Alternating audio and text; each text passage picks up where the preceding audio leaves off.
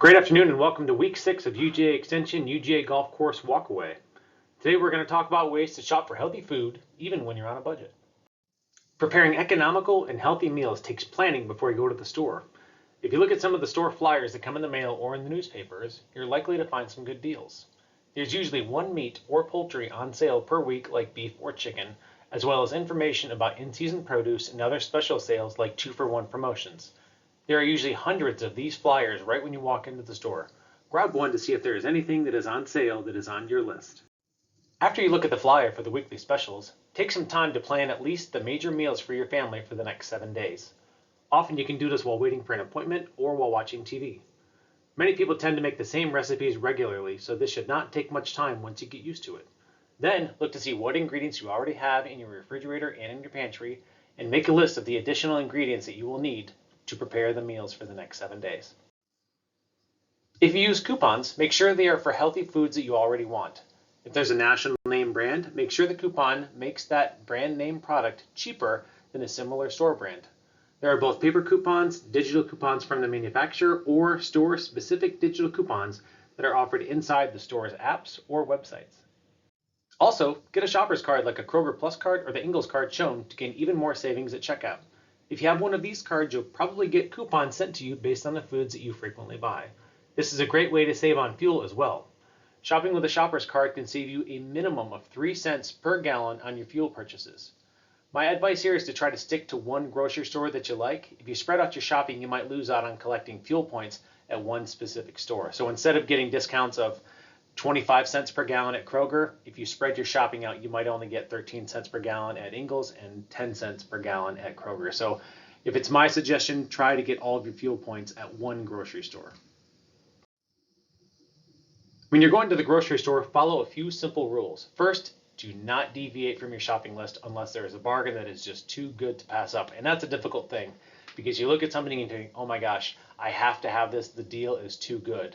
But a lot of times you're buying things that are just on sale because they're on sale. If you think that family members or friends might beg for more expensive items that cause you to stray from your list, go ahead and leave them at home. Also, people tend to buy more groceries when they shop hungry. So after you've eaten, go to the grocery store. Don't go before. Organize your list by the store layout and only go where you absolutely must go. Also, be sure to go at a time when the store won't be too crowded. The more time you spend in the store, the more likely you are to purchase things that you did not intend to buy. For each minute in the store over a half an hour, you will spend 50 cents to $1 more per minute on your purchases. So get in and get out. Impulse buys are the ones that you see in the store and choose to pick up on a whim. You often don't find those on a shopping list. This can add between $5 and $10 to the final cost of your shopping bill. Those foods are often higher in calories, higher in fat, or higher in sugar than snack foods. That can really ruin a budget and your healthy food plan for the week. So try to avoid those impulse buys. When you're in the store for only a few items, use a handheld basket. This basket will fill up quickly and get heavy.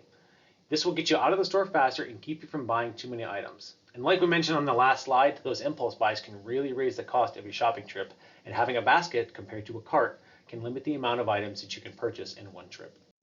The perimeter of the store, excluding deli and the bakery, will have fewer processed food.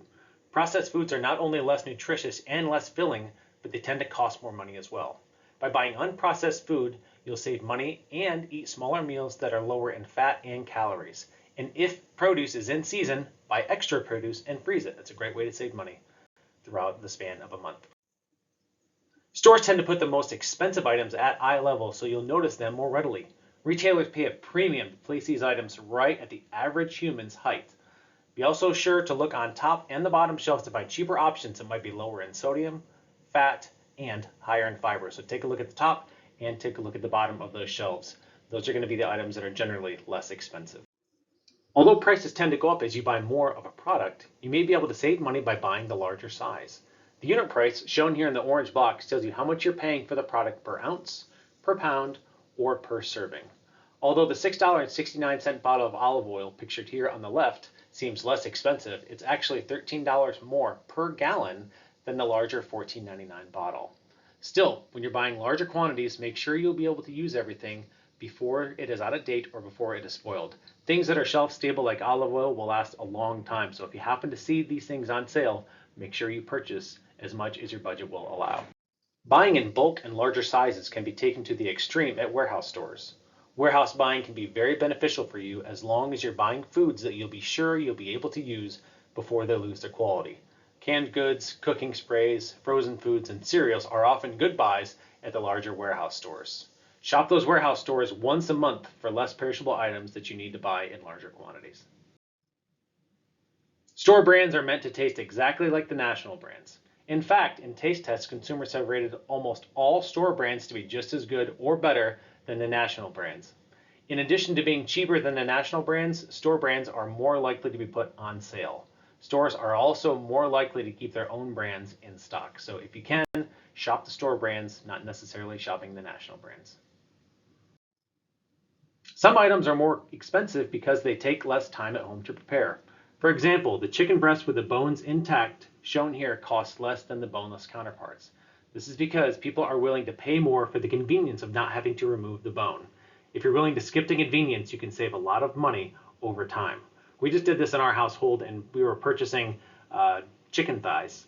And chicken thighs, boneless, skin off chicken thighs were $21 per package. But bone-in, skin-on chicken thighs were only $8.20. It was a third of the price to buy the bone-in, skin-on chicken thighs. So if you have the time, save the money. In summary, to save money on healthier foods, make a shopping list and only use coupons if they are for nutritious foods that are truly less expensive. Shop alone and don't stay too long inside the store. Definitely go after eating to curb impulse buying. Buy most of your foods from the perimeter of the store. Purchase large packages if they are less expensive per unit, and you can use the purchase before it is out of date or spoiled. Finally, check out store brands to see if they are acceptable to your taste. These tips should save you money while you are out eating. And today's homework and what we will talk about in the Facebook and the email post is how do you save money on food? In the comment box in the Facebook group or in an email, tell me one thing that you do to save money on food. That's it for our discussion today. I look forward to seeing you guys on a beautiful day on the golf course tomorrow. It's going to be about 55 degrees during our walking and should have no rain tomorrow. So we look forward to seeing you guys out on the course. Have a great day.